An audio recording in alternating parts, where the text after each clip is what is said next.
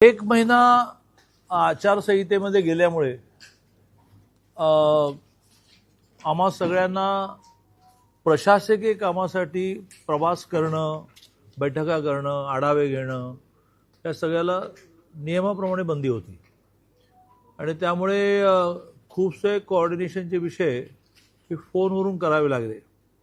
मग मध्यंतरी सगळ्या महाराष्ट्राला हादरवणारी 13 वर्षाच्या मुलावर झालेल्या गोळीबाराची घटना असेल, त्यावेळेला फोनने कोऑर्डिनेशन चालायचं, पण ते तुमच्यासमोर ओपन करणं शक्य नव्हतं 2 कारणाने. त्यातली सिक्रेसी, त्यातलं गांभीर्य आणि आचारसंहिता.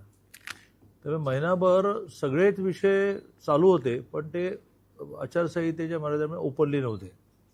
आता आचारसंहिता संपली आणि विधानसभा सुरू झाली. विधानसभेचंही बाकीच्या आमदारांना थोडी तरी दांडी मारता येते, पण मी संसदीय कामकाज मंत्री आहे, त्यामुळे मला सकाळी 9ला, आम्ही गमतीने म्हणतो की 9ला सकाळी दार उघडायला मला जायला लागतं. ते रात्री 1 पर्यंत चालतं. 1ला एकदा सगळे बोलून झाले, 1 वाजता पण एक आमदार म्हणतच असतो की मी थोडक्यात म्हणतो, पण मला आत्ताच बोलू द्या, उद्या मी नाही आहे. असं असल्यामुळे मला बाहेर पडता येत नाही. म्हणून मग मी प्रामुख्याने ज्या 3 मेन एजन्सीज आहेत, खरं म्हणजे 4थी पण आहे, जिल्हा परिषद, माझ्या वेळेत बसत नव्हता, त्यांना कलेक्टर महोदय, कमिशनर महोदय आणि SP महोदय तिघांना असं म्हटलं की रविवार असूनही मी येतो, एक तासभर लगेचचे काही विषय त्याचे आढावे घेऊ. कारण दुपारी माननीय अमितभाई शहांचा प्रवास यशस्वी झाल्यामुळे महायुतीचं कोल्हापूरला एक जेवण आहे, त्याला सगळे आमचे मुश्रीफ, आबिटकर सगळे येणार असल्यामुळे मला 1 वाजेपर्यंत पोचायचं आहे. मग सकाळी 3 बैठका बसल्या, काही पुरस्कार होते, ते सगळं झालं. आता एक एक सुरू करायचं झालं तर प्रामुख्याने जिल्ह्यातली कायदा सुव्यवस्था, आणि त्यासाठी अगदी मोजक्या 2-3 ऑफिसर्स म्हणून बसलो होतो. जी घटना बंडगर ही सगळ्या महाराष्ट्राला हादरवणारी ठरली, त्याच्यामध्ये नेमकी स्थिती काय आहे तपासाची याचा मी आढावा घेतला. काही गोष्टी ओपन करता येतील, काही गोष्टी ओपन करता येणार नाही. 9 पैकी 8 जणं, हे पहिलं तर 5 जणच त्यात आहेत असं वाटलं, आणि नंतर आणखीन 4 नावं जोडली गेली. त्यातल्या 9 पैकी 8 जणं हे पकडीमध्ये आलेले आहेत. त्यातला 1 जण हॉस्पिटलला जाय की ज्याने आत्महत्या करण्याचा प्रयत्न केला. 1 जण जो पकडीत आला नाही त्याचाही मागोवा घेणं चाललं आहे. ह्या सगळ्याचे सगळे पुरावे गोळा करून त्याची चार्जशीट लवकर तयार करणं, आणि ही चार्जशीट तयार करून कोर्टामध्ये लवकर केस सुरू होणं. त्याच वेळेला जिल्ह्याच्या SPनी इन्फॉर्मली किंवा त्यांना फॉर्मली बोलता येतं, जिल्हा न्यायाधीशांना विनंती करणं की बा ही तुम्ही थोडी फास्ट ट्रॅकवर घ्या. जसं आपल्याला माहिती आहे की नसरापूरच्या विषयामध्ये जवळजवळ 34 का 38 सिटिंग झाल्या, पण त्या सलग झाल्या, सगळे साक्षी पुरावे झाले, आणि परवा न्यायालयाने विदिन अ मंथ नाही म्हणणार, 1 महिना थोडा क्रॉस झाला, दोषी तर ठरवलं आणि सोमवारी ते शिक्षा घोषित करतायत. तर मी प्रशासनाला असा आग्रह धरला की इतका डायनामिझम तुम्ही याच्यामध्ये दाखवा. तर सुदैवाने त्यांनी ऑलरेडी त्याचं जे सगळं पेपरवर्क आहे ते केलेलं आहे. सायमल्टेनियसली यातला मुख्य गुन्हेगार जो आहे त्याची 2020ची एक केस, त्याला सुप्रीम कोर्टात दिलेला जामीन, तो जामीन सुदैवाने त्यांनी जिल्ह्याच्या यंत्रणेकडेच सोपवला होता की तुम्ही याची नियमावली करा आणि यांना द्या. तर आम्ही त्याचा तो जामीन रद्द होण्यापासून सगळ्या विषयाची, आणि ह्या सगळ्यांना कायमस्वरूपी आपल्याला जेरबंद करता येईल का अशा प्रकारचं सायमल्टेनियसली प्लॅनिंग सुरू आहे. मला हे माहितीच आहे की एक समाज मन आता असं म्हणत आहे की थोडी संख्या वाढली आहे. आकडेवारी मी सांगितली, SPने सांगितली, तर असं हेडवाईज देता येईल की बा दरोडे मागच्या वेळेला किती, आता किती, तर त्याचा पर्सेंटेज काही हेड्समध्ये कमीच झाला आहे. पण मी हे नाकारू शकत नाही की बा स्थिती थोडीशी चिंताजनक आहे, पण पोलीस प्रशासन त्याच्यावर कंट्रोल करण्याचा कसोशीने प्रयत्न करत आहे. आता एक स्क्वॉड अपॉइंट केलेला आहे की ज्यांना खूप अधिकार आपण देतो आहोत. बरेच दिवस चाललेला सांगली महानगरपालिकेचा ब्लॅक स्पॉटचा विषय कसा मार्गी लागेल, CCTVचं सगळं नेटवर्क हे आजच्या आज ऑर्डर दिली आहे की त्यांनी चेक करून घ्यायचं, आणि खूप अद्ययावत कॅमेरे मार्केटमध्ये आले, ते लावून नेटवर्क आपल्याला परफेक्ट करता येईल का? आपल्याकडे काही गाड्या अशा आहेत की ज्या गाड्यांवर कॅमेरे आहेत, त्या जरा सातत्याने फिरवता येतील का? मध्यंतरी 22ला मी पालकमंत्री झाल्या विट्याच्या एका बंद कारखान्यामध्ये 30 कोटीचे अंमली पदार्थ सापडल्यानंतर आपण खूप ॲग्रेसिव्ह झालो. त्यात आपण शस्त्रांचे सगळे परवान्यांचं एकदा छाननी करणं, किंवा तुम्हाला कशाला हवेत शस्त्र असं म्हणून काही जप्त करता येतील का, काही परवाने रद्द करता येतील का, काही मृत झालेत पण शस्त्र अजून घरीच आहे, असा एक ड्राईव्ह सुरू केला. तो थोडासा थंडावला, त्याला पुन्हा आम्ही स्पीडअप करणार आहोत. ड्रग्ज विरोधी एक पदयात्रा पूर्ण जिल्हाभर प्रबोधन यात्रा काढतो आहोत, ज्याला मी लीड करणार आहे. पहिला अख्खा दिवस मी पायी चालणार, प्रामुख्याने शहरातल्या कॉलेजेसमध्ये जाणं, शाळांमध्ये जाणं, शाळांच्या जवळच्या टपऱ्या मी जाऊन विचारपूस करणं की तुम्ही काय विकता, आणि मग ती जिल्हाभर जाईल. त्याचं टाईमटेबल एक तयार होत आहे. ड्रग्स या विषयामध्ये सांगलीने अँटी ड्रग्स सुरू केलं, ज्याचा राज्य म्हणून खूप दखल घेतली गेली. परवा माननीय मुख्यमंत्री महोदयांनी सभागृहामध्ये मांडलं की आम्ही हे बिलकुल सहन करणार नाही, विल नॉट टॉलरेट. आणि आता केंद्रीय स्तरावर सुद्धा अमितभाईंनी डिक्लेअर केलं, आणि केवढे मोठमोठे साठे आपण पकडतो आहोत. आणि त्यामुळे अँटी गुंडाईझम, अँटी ड्रग्स आपण खूप ॲग्रेसिव्ह झालो आहे. मी आपल्या सगळ्यांना विनंती काय करेन की याच्यामध्ये चूक जी आहे ती चूकच आहे, त्याला तुम्हीच काय तर सामान्य नागरिकाने सुद्धा म्हटलं पाहिजे की हे तुमचं काय चाललं आहे. पण दरवेळेला आपण अशा प्रकारे प्रशासनाला डिस्करेज करत गेलो तर मग त्याच्यातून आपल्याला जे रिझल्ट्स हवेत ते मिळणार नाहीत. दुसरं, तुम्ही दिवसभर बातम्या काढतच फिरत असता, मी तुमच्यावर ढकलून मोकळा होत नाही. माझी यंत्रणा पण आहे, म्हणजे प्रशासनाची आहे, माझी स्वतःची आहे. ती तुम्ही ऐकली तर तुम्ही हादराल. तर ती यंत्रणा जी आहे ती करेल, तुम्ही पण मदत करा ना. आता त्याच्यामध्ये तुम्ही काही जण म्हणाल की त्या वेळेला आम्ही निवेदन देतो पण त्याची दखल घेतली जात नाही. तर मी तुम्हाला खात्री देतो की एकतर आता काय झालं की ढीकभर, पोतेभर, ट्रकभर इलेक्शन्स एकदम होऊन गेल्या. 288 नगरपालिका, 29 महानगरपालिका, 12 जिल्हा परिषदा, 17 विधान परिषदा, सगळं राज्यसभा वगैरे सगळं झालं. त्यामुळे तर लोकसभेपर्यंत मेजर इलेक्शन नाही. त्यामुळे माननीय मुख्यमंत्री महोदयांनी सगळ्या पालकमंत्र्यांना आदेश दिलेले आहेत, तुम्ही मॅक्झिमम वेळ तुमच्या जिल्ह्यात राहा. माझा एक प्रयत्न असा चालला आहे की 10 तारखेला अधिवेशन संपल्यानंतर सलग आठवड्यावर येऊन यायचं आणि रोज एका विषयाला डेडिकेट करायचं, असा प्रयत्न माझा चालला आहे. पण मला वाटते गमतीनेच माझा फोन नंबर मागितला असेल, तर माझा फोन नंबर कोणालाही अवेलेबल आहे, आणि तो 93 पासून बदलला आहे. मी 13 वर्ष संन्यासी होतो, पूर्णवेळ ज्याला म्हणतात, कळणाऱ्या भाषेत संन्यासी होतो. त्यानंतर माझं व्यक्तिगत जीवन सुरू केलं ॲट द एज ऑफ 33. पहिला रुपये आयुष्यात 33 वर्ष कमवला. त्यानंतरही 2 वर्षांनी ज्यावेळेला एका कंपनीचा मी चेअरमन झालो, त्यावेळेला मी पहिला मोबाईल जो घेतला 95, तो नंबर मी आजपर्यंत बदलला नाही. आणि असंही केलेलं आहे की बा त्या नंबरवर जास्त फोन घ्यायचे, त्याच नंबरवर मी जास्त फोन घेतो. त्यामुळे तुम्ही माझ्याशी पण कॉन्टॅक्ट करू शकता. असा एक कायदा सुव्यवस्थेचा विषय झाला. सगळ्यावर प्रश्न विचारण्यासारखे आहेतच, नंतर विचारू. दुसरं, महानगरपालिकेमध्ये सध्या 2 विषय खूप गाजता आहेत.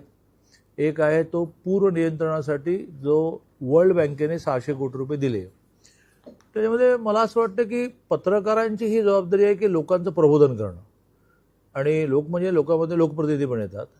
किंवा नेमकं हे वर्ल्ड बँक प्रकरण काय आहे, याचे पैसे देणारी, आता पैसे मी देणार, तर ते त्याचं प्लॅन तयार करणार ना. लोकांशी बोलून केलं पाहिजे मान्य, तर दरवेळेला लोकांशी बोललं हे काही जाहीरपणे दिसत नाही. मित्राला जे हे काम दिलेलं आहे, आणि एक काळचे राज्याचे 14 ते 19 प्रशासनामधला खूप मोठा माणूस प्रवीण परदेशीने हे काम दिलेलं आहे.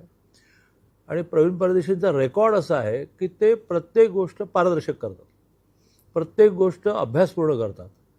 तर त्याने अभ्यास करून एक प्लॅन तयार केला, त्याला वर्ल्ड बँकेने 600 कोटी सँक्शन केलं. वर्ल्ड बँक जेव्हा 1 रुपया देते तर प्रत्येक गोष्ट सँक्शन करून घ्यायला.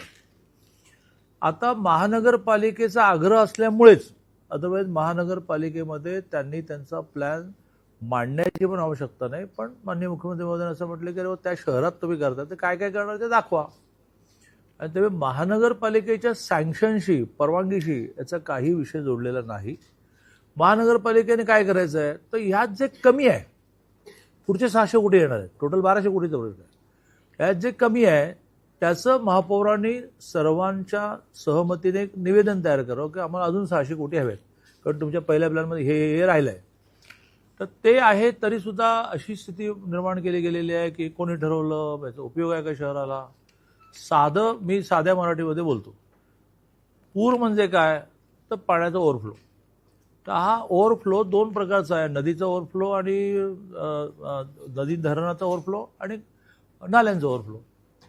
नदी आणि धरणाचा ओव्हरफ्लो ह्या 600 कोटीमध्ये येत नाही. याचं कारण त्याचं एक मोठं 10,000 कोटीचं टेंडर डिझाईन होत आहे. वर्ल्ड बँक त्यालाही फायनान्स करते आहे की ज्यात धरणाचा आणि नदीचा ओव्हरफ्लो हा पिकअप करणं, उचलणं आणि तो पाईपलाईनने मराठवाड्यात नेणं की जिथे मराठवाड्यामध्ये पाण्याची आवश्यकता आहे. त्यामुळे कोल्हापूर, सांगली, सातारा, प्रामुख्याने कोल्हापूर, सांगली, का तर मागे कर्नाटकातली धरणं आहेत, त्यामुळे आपलं ओव्हरफ्लो जास्त आहे. कारण आपलं पडणारं पाणी आणि मागून येणारं पाणी, मग ते पिंप आहे ना, ते ओसंडून वाहतं. दॅट इज पूर म्हणजे काही दुसरं काही नाही. तर त्याचं वेगळं टेंडर आहे. त्यामुळे तुमचं म्हणणं काय की बुवा ते ह्यात पुराचं काय करताय, तर हे जे ओसंडून पिंपातून वाहिलेलं पाणी जे आहे ते शहरामध्ये गटर सिस्टीम, नाले सिस्टीम नीट नसल्यामुळे तिथे पुन्हा ओव्हरफ्लो होतं. दॅट इज कॉल्ड पूर. आणि ते ओव्हरफ्लो झालेलं वाहून जाण्याची व्यवस्था नसल्यामुळे काही भागामध्ये 15-15 दिवस साचून राहतं. Got a point. आता त्यातला हा जो दुसरा पार्ट आहे नाल्यांचं पाणी ओव्हरफ्लो, हे ओव्हरफ्लो होणं म्हणून काय करायला पाहिजे, ते प्रवाही राहिलं पाहिजे, पुढे पडायला लागेल. तर ते नाही आहे, कारण बऱ्याच ठिकाणी मध्ये अडथळे आहेत. ते अडथळे काढणं, हे पिंप आहे ते जरा मोठं करून घेणं, त्याचे गाळ काढणं आणि फ्लो जर गेला तर तो ओव्हरफ्लो होणार नाही, इतकंच मर्यादित याच्यामध्ये अपेक्षित आहे. ज्याच्यामध्ये गटरसुद्धा एवढी येत नाहीत, याच्यामध्ये नाले प्रामुख्याने येतात की जे नाले ओसंडून वाहू नये. आता हे जर तुम्ही सगळ्यांनी म्हणजे जो निवडून आलाय त्याने हे माहिती करूनच घेतलं पाहिजे. उगाच वेळ पांघरून पेडगावला जाण्याचं काही कारण नाही. पण तुम्ही पण यांचं प्रबोधन केलं पाहिजे की याच्यामध्ये इतका मर्यादित स्कोप आहे आणि अजून 600 कोटी तुम्हाला मिळणार आहेत. अजून 600 कोटी पण देऊ, पुढच्या 1800वर नेऊ, ते एकत्र वर्ल्ड बँक देणार नाही, शासन देईल. त्यामुळे एक चर्चेचा विषय जो आहे तो आम्ही महानगरपालिका म्हणून आढावा घेतला. दुसरा आहे तो घरफाळा वाढीचा विषय आहे. मला असं वाटतं की आपल्या महानगरपालिकेचं इन्कम हे किती कमी आहे हे तुम्हाला माहिती आहे. आणि त्याहीपेक्षा राज्य शासनाने, नगरविकास खात्याने आता निर्णय केला आहे की तुम्ही जर तुम्हाला सुचवतोय ते उत्पन्न वाढीचे मार्ग अवलंबणार नसेल तर आम्ही काही तुम्हाला पैसे देणार. मग त्याच्यामध्ये त्यांनी ही सिस्टीम सुचवली आहे, ती महाराष्ट्रातल्या 29 पैकी जवळजवळ सगळ्या महानगरपालिकांनी इम्प्लिमेंट केली आहे. त्याच्यामध्ये अडचणी असतील आणि त्यामुळे ज्या लोकांना असं वाटतंय की मला अवाजवी आलंय, 70% लोकांना असं वाटतंय की माझं काही वाढीव काही नाही, चला मी भरून टाकतो. ज्या 30% लोकांना वाटतंय त्यात महानगरपालिकेने महापौरांच्या अध्यक्षतेखाली एक समिती अपॉइंट करून लोकांचे असे ग्रीव्हन्सेस ज्याला म्हणतो, ज्या लोकांच्या ज्या तक्रारी आहेत ते ऐकू, मार्ग काढू. काही शैक्षणिक संस्थांना जास्त लागतो आहे, काही सामाजिक संस्थांना जास्त लागतो आहे, काही व्यापाऱ्यांच्या ठिकाणी थोडं कॅल्क्युलेशन चुकतं आहे, ते करू आपण इंडिव्हिज्युअली. पण टॅक्सेस वाढवायचा नाही, असं करून आपल्याला शहराचा विकास करता येणार नाही. आपल्या सगळ्यांना माहिती आहे की वेगवेगळ्या कारणाने आणि त्यातल्या कुठल्याही गोष्टीच्या निर्णयाबद्दल सरकारला पश्चाताप होत नाही, होणार नाही. कारण आम्ही खूप जाणीवपूर्वक केलं आहे ना. मुख्यमंत्री माझी लाडकी बहीण, आम्हाला कशाला पश्चाताप व्हायला पाहिजे. एका मुख्यमंत्री माझ्या लाडकी बहिणीमुळे 2,42,00,000 महिलांच्या आयुष्यामध्ये सुख आणि आनंद आला. पण दरमहा 4,000 कोटीचं बर्डन पडलं, वर्षाचं 48,000 कोटी.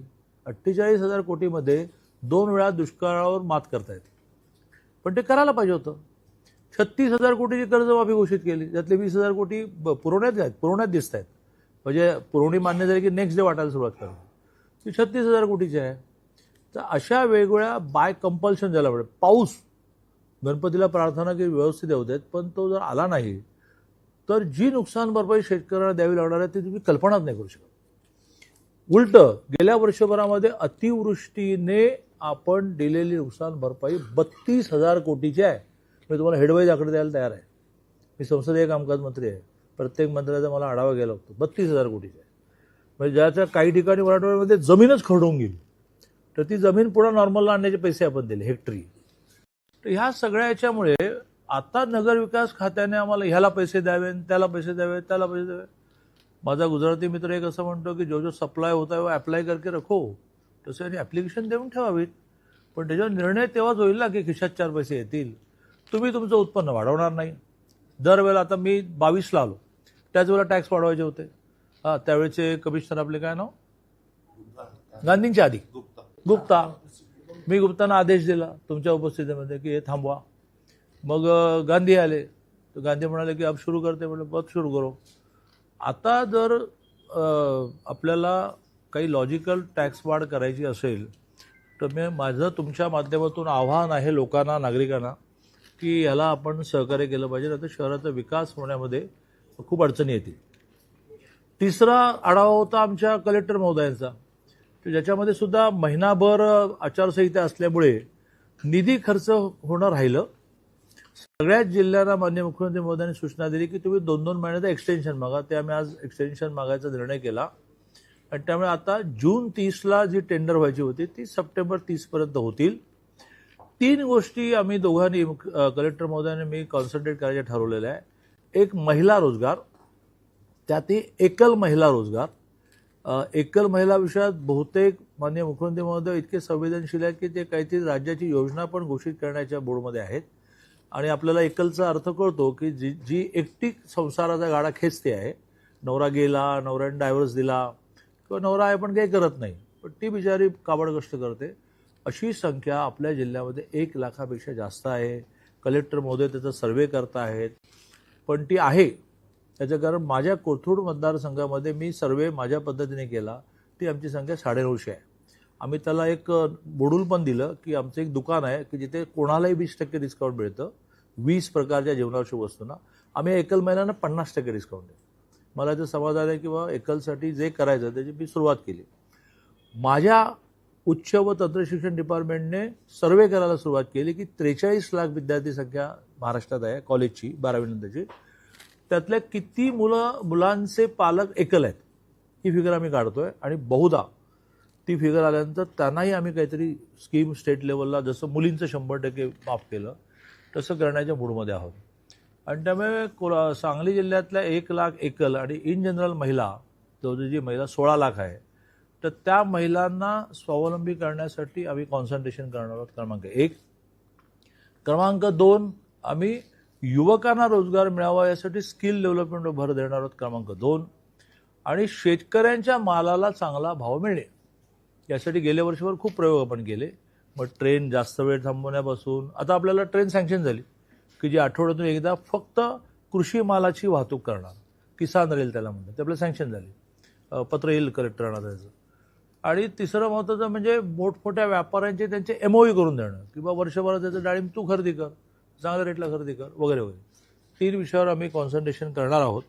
मला असं वाटतं की ज्या 3 विषयाचा मी आढावा घेतला, ज्यातले तुम्हाला ज्याची उत्सुकताच आहे की बाबा त्या बनगर केसचं काय झालं, किंवा त्या पूर नियंत्रण टेंडरचं काय होणार आहे, टॅक्सचं काय होणार आहे, अशी मांडणी मी केली. आता विचारा. सर्वात पहिल्यांदा म्हणजे तुम्ही मगाशी बोलला की पत्रकारांनी सुद्धा सांगायला पाहिजे. बरेच वेळा आम्ही पत्रकारांनी पोलीस खात्याला सांगतोय, सूचना देतोय या ठिकाणी अवैध धंदे चालतात, असं चालतात, पण 1 ते 2 दिवस कारवाई केलेली दिसल्यानंतर त्या ठिकाणच्या पोलीस अधिकारी कोणी फिरकत नाही, नुसतं नामनुसारने नाव फक्त.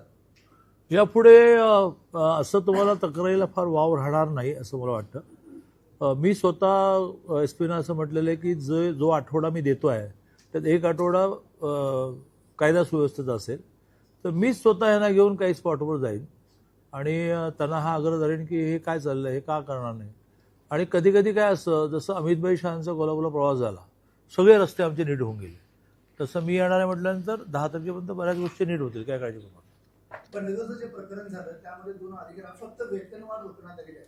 जर का जजचे अधिकारी चौकशीमधून काय झालंय, आपल्याकडे मॅट आणि मग हायकोर्टात रीट याचा इतका आपल्याला म्हणजे प्रत्येकाला अधिकार आहे लोकशाहीमध्ये, पण मग त्यामुळे ती केस तेवढी पॉवरफुल करून घ्यायला लागते. आज महाराष्ट्रामध्ये अतिशय नम्रपणे मी दावा करेन किंवा आम्ही केसच हरत नाही. याचं कारण एक लॉ फॉर्म आम्ही फॉर्म केले आणि बारीक बारीक गोष्टी पाहतो की कुठे गॅप राहिली नाही. तर तो प्रयत्न चालला आहे. सस्पेंडही करू, मग वेळ पडली तर तेवढे पुरावे सापडले तर त्याला टर्मिनेट पण करू. पण घाईघाईने काय केलं तर ते टिकत नाही. प्लीज मला समजून घ्या तुम्ही. राजकीय लोकांचं ते हस्तक्षेप आहे. त्यांनी नाव सुद्धा घेतलं होतं. काय? राजकीय लोकांचं त्या दरम्यान काही राजकीय प्रतिनिधींनी फोन केले होते त्या अधिकाऱ्यांना. कशासाठी गेले होते अद्याप खुलासा झालेला नाही. पहिल्यापासून त्यांनी म्हणतात सीडीआर काढा, कुणाला फोन केल्यात काय नाही कळेल म्हणून, पण अजूनपर्यंत काय सीडीआर काढला काय नाही काढला किंवा पत्रकारांच्या समोर अजून सीडीआर आलेली नाही. नाही सर, नाही लपून छपून नाही, हा शब्द चुकीचा आहे. की मी सुद्धा आज सकाळी एसपीने काय म्हटलं की जेवढं मला सांगता येईल तेवढं सांगा. आणि ते त्यांना मी असं रिलॅक्स केल्यानंतर त्यांनी पण ज्या गोष्टी मला सांगायच्या नाहीत ते न सांगता जे सांगणार ते सांगितलं. मला असं वाटतं की या सगळ्याच विषयामध्ये नंतरच्या केसवर परिणाम होतो आणि ह्यामुळे काही गोष्टी ह्या मुठीत ठेवायला लागतात. ते तुम्ही समजून घ्या. पण अशा काही गोष्टी असतील तर खाजगीत मला सांगा. खासदार उघडपणे आरोप करतात नाही, खासदार दुकानदारी चालू आहे म्हणून, अवैध धंदे चालू आहे. मी खासदार काय तर ते खासदार आहेत, पण साध्या नागरिकाने सुद्धा आरोप केला तर त्याची दखलच घेतली पाहिजे असं म्हणतो. पण उठसूट आरोप करणं फार सोपं आहे ना. करायचं काहीच नाही. करायचं काय? एक गोष्ट सांगितली की कुठलाही कोण झाला की त्यात अल्पवयीन आरोग्य हे बघा, खासदार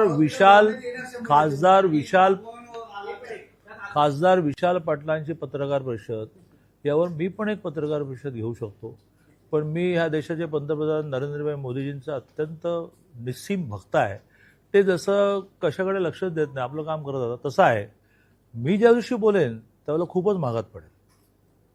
आणि मग याचा आज विशाल पाटलांनी म्हणावं की या तयारी आहे, तर मग पुढच्या आठवड्यात मी प्रेस कॉन्फरन्स होतो की या जिल्ह्यातला सहकार कोणी मोडीत काढला, कारखाने कोणी मोडीत काढले, बँक कोणी मोडीत काढली, सुतगिरणी कोणी मोडीत काढली.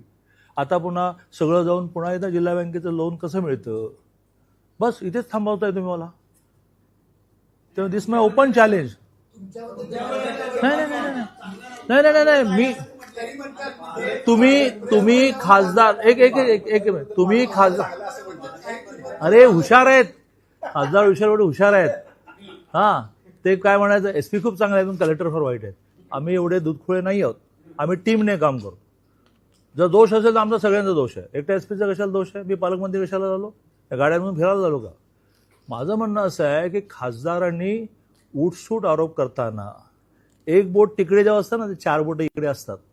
आणि त्यामुळे त्यांनी आज डिक्लेअरच करावं की चंद्रकांत पाटलांना माझं खुलं आव्हान आहे, माझ्या प्रेस कॉन्फरन्समध्ये बोलावं next week only for this press conference. हो नाही जानतो, सुरू करू ना वसंतदादा बँकेपासून आणि वसंतदादा कारखान्यापासून सुरू करू ना. वसंतदादांबद्दल आमचं काहीच म्हणणं नाही. आमचं मदन भाऊंबद्दल काही म्हणणं नाही, विष्णुपंतांबद्दल काही म्हणणं नाही. पण आज काय स्थिती आहे ना, राजकीय विषय काय? बँक बुडवणारा तुम्हीच वाचवता. गेल्या आठवड्यात मला एकच मिनिट, एक जण घे. जनरल प्रेस कॉन्फरन्स करू नका. आज मी 3 गोष्टींचा आढावा घेतला, पण यांनी मुद्दा उपस्थित केला त्यावेळी पुन्हा प्रबोधन करेन. काय बँकेबद्दल माहिती आहे तुम्हाला आणि बँकेच्या नियमांबद्दल? ऐका ना, मी सहकार मंत्री होतो 2 वर्ष.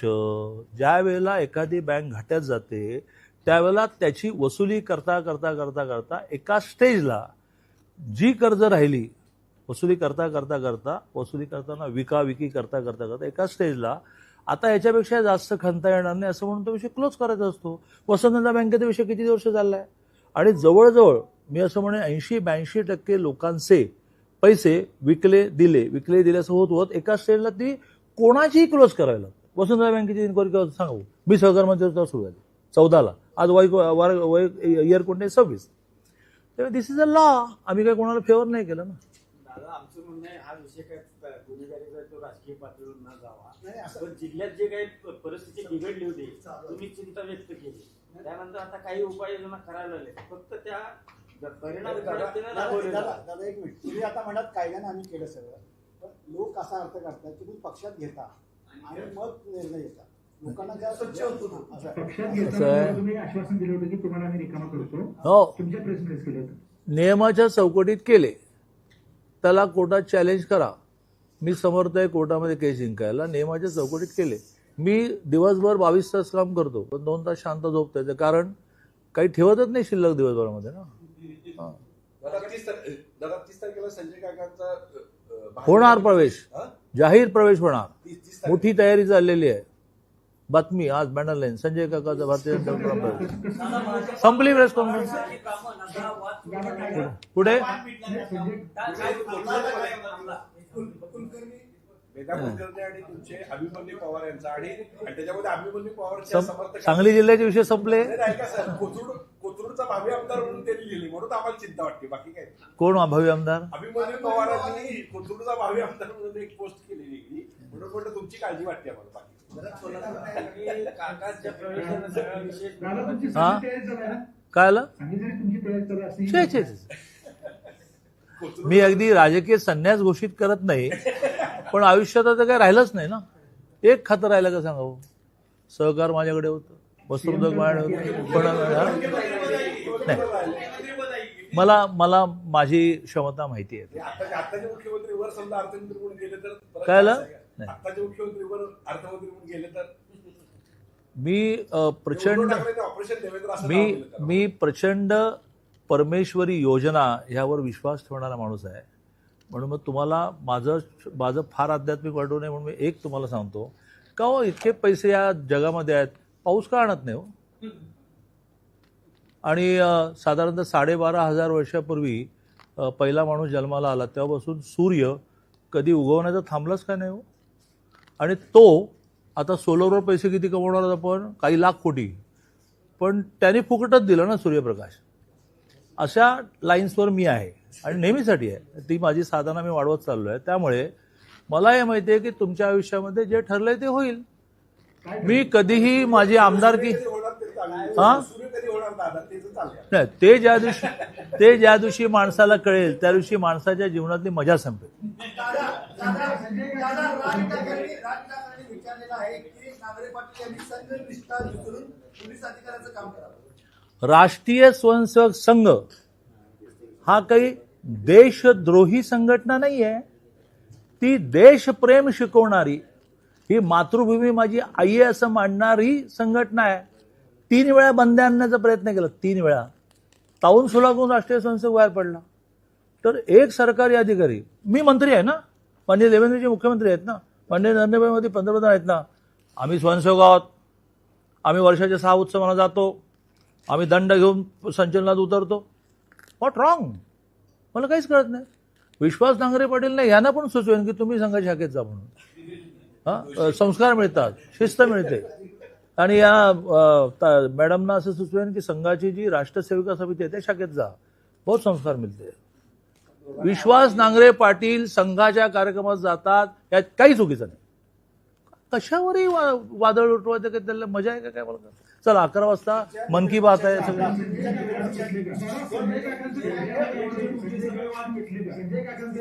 काय ठरलं नेमकं थोडंसं खुलासा केला तर बरं. संजय काकांनी पार्टी द्यायचं, पार्टीचं नेतृत्व करायचं, पार्टीचं काम वाढवायचं, आणि काय ठरलं? चर्चा झाली का? ठरलंय का? त्याचा शब्द दिला का? दिलाय का? अटी नियमाशिवाय येतात का ते? काय रे? अटी नियमाशिवाय नाही, संजय काकांचं 2 वेळा खासदार होते, नेतृत्व इतकं एस्टॅब्लिश आहे. असं आहे बघा, तुम्ही पत्रकारांनी स्मरणशक्ती वाढवा. आणि तुमची स्मरणशक्ती का नाही आहे माहिती आहे? तर माझे गुरु मला असं सांगतात की स्मरणशक्ती वाढवण्यासाठी विस्मरणशक्ती वाढवा. तुमच्या डोक्यात नाहीते विषय असल्यामुळे स्पेसच नाही लगड. आता आठवा की संजय काकांनी पक्ष सोडला का पार्टीने त्यांना काढलं, त्यांना राष्ट्रवादीमध्ये ठरवून दिलं, अनेक ठिकाणी दिलं, महेश शिंदेला दिलं कोरेगावला. एक मिनिट, आता ना त्यांचा दोष. आता त्यांना असं वाटतंय, आम्ही म्हटलं की जा मुली तू दिल्या घरी सुखी राहा, तर ते म्हणाले की नाही मला माझ्या मूळ घरी यायचं आहे. इतका साधा विषय. आमच्या स्मरणात दादा असं आहे, तुम्ही त्याला म्हणता होता की अजितदादाने त्यांचं पुनरुत्थान करावं, आमच्या स्मरणात आहे त्याप्रमाणे. बरोबर, मग परत आता तुम्ही का पुनरुत्थान करा? बरोबर, फार चांगलं, फार चांगलं. संजय काका पाटलांना आम्ही परत भाजपमध्ये घेणार नाही. असा शब्द नाही. यांचं वाक्य बरोबर आहे, यांचं वाक्य बरोबर आहे. त्यांचं पुनरुत्थान तुम्ही मला काय प्रश्न विचारायचे की संजय थांबा, तुम्ही मला काय प्रश्न विचारायचे संजय काका बरं ह्या सगळ्या प्रशासकीय अधिकाऱ्यांना या पॉलिटिकल प्रश्न आपण एक मिनिटात संपूया. मला मन की बात बघून फोटो पाठवायचा वरती. तर आम्ही आज महाराष्ट्रामध्ये 70-72 हजार ठिकाणी मन की बात बघितलं गेलं याचा खूप एक्झरसाईज केलाय आणि मीच बघितल्यानं घोटाळा होईल. तर नाही का पण येतो ना मी विषय सोडत नाही कधी. तर संजय काकांच्या बाबतीमध्ये मी नेहमी असं म्हणत राहिलो तुम्ही काय प्रश्न विचारता यांचं पुनर्वसन करणार म्हणजे त्यांची अजितदादांची जबाबदारी आहे. आता अजितदादांच्या ग्रुपमध्ये त्यांना असं वाटलं की नाही तिथे म्हणजे बोलणं होऊन वरती असं ठरलं की बा ते जर रमत नाही तिथे तर त्यांच्या मूळ पार्टीत घ्या. आता इथे आल्यानंतर त्यांचं पुनर्वसन काय ते तर एस्टॅब्लिश लीडर आहेत ना बाबा. पण दादा सोडवत नाही कोणाला हा नाही दादा काल तुमच्या मित्र पक्षाचे एक आमदार राजेश क्षीरसागर कोल्हापुरात जो प्रकार घडला हा. राजेश क्षीरसागरांच्या बाबतीत जो व्हिडिओ व्हायरल झाला, राजेश क्षीरसागरवर माझा पूर्ण विश्वास आहे. हे एक षडयंत्र आहे आणि आई अंबाबाईच्या कृपेने राजेश क्षीरसागर या षडयंत्रातून बाहेर पडतील. दरवेळेला 30 कॅसेट दाखवली जाते. महानगरपालिकेच्या निवडणुकीच्या आधी पण 30 दाखवली गेली आणि राजेश क्षीरसागरांची आता 11 वाजता प्रेस आहे ते त्या प्रेसमध्ये सगळे मांडणी करणार. जय हिंद जय महाराष्ट्र. हा खासदार पुढे नाही, हे तिघांना कशाला हे प्रश्न फेस करायला होता.